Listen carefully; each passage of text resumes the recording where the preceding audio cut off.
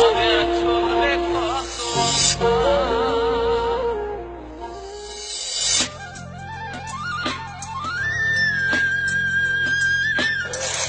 লাগবে স্যার?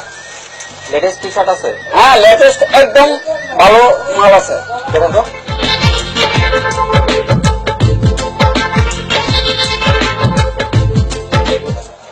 হ্যাঁ, একদম ফিটিং হয়েছে আপনার বডির সাথে। সিম্পলি একটা মাল দেখান তো।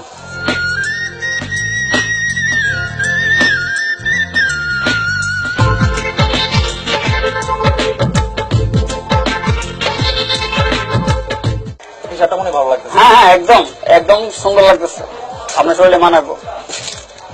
আচ্ছা, প্রাইসটা কত? প্রাইস 15,000 বেশি লাগে, আপনার লগে কোনো কথা নাই। এই 1200 টাকা। কিছু কম রাখা যায় না? না স্যার। আচ্ছা ঠিক আছে, সমস্যা নেই, সমস্যা নেই, আপনি প্যাকেট করুন। আবার আসবেন স্যার? অবশ্যই। ঠিক আছে, গেলাম।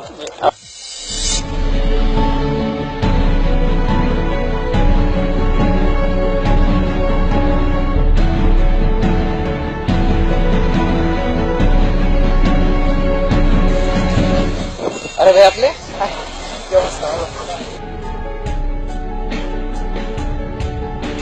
মৌল এটা দেখি।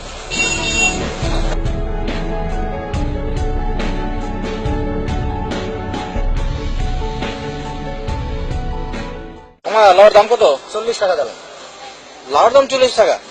কি বলো, 15 টাকা 20 টাকা লাউ বিক্রি করে? আচ্ছা ঠিক আছে, 30 টাকা দিয়েছি, দিয়ে দাও ওটা। না স্যার, পারা যাবে না। ভাই, আপনি যদি কিছু মনে না করেন তাহলে আপনার সাথে একটু কথা বলতে পারি? হ্যাঁ বলেন। আপনি টি শার্টটা তো আমি যে দোকান থেকে কিনছি এই দোকান থেকে হ্যাঁ। কত টাকা না দিচ্ছিলেন? 1200 টাকা। 1200 টাকা। এই একই দোকান থেকে আমি আপনার সেম এই মালটাই কিনলাম, আমি একটু দাম দর করেছি, 1000 টাকা দিলাম আর কি। ওইখানে যদি আপনিও একটু দামাদামি করতেন তাহলে হয়তো 200 টাকা বাঁচাতে পারতেন। আর এখানে এই ভাইয়ের কাছ থেকে সবজি কিনতে এসে মাত্র 10 টাকা বাঁচানোর জন্য দামাদামি করতেছেন। তারা দিনের পর দিন পরিশ্রম করে তাদের কষ্টের সংসারটাকে চালায়,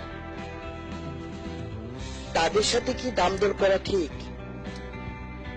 শুধু এই ভাই নয়, এই যারা রাস্তায় রাস্তায় রিক্সা চালায়, বাড়ি বাড়ি হাইটার কসমেটিক্স বিস্কি বিক্রি করে, তাদের ক্ষেত্রে আমরা কি করি ভাই জানেন?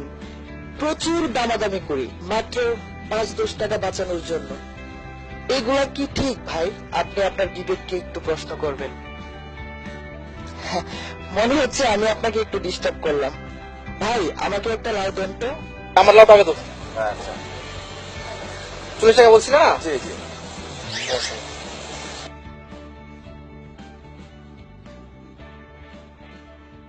রিক্সা দেবা? কত বাজে মুখ? ভাড়া কত? 20 টাকা। 20 টাকা? ওইখানে ভাড়া তো 15 টাকা। আচ্ছা ঠিক আছে।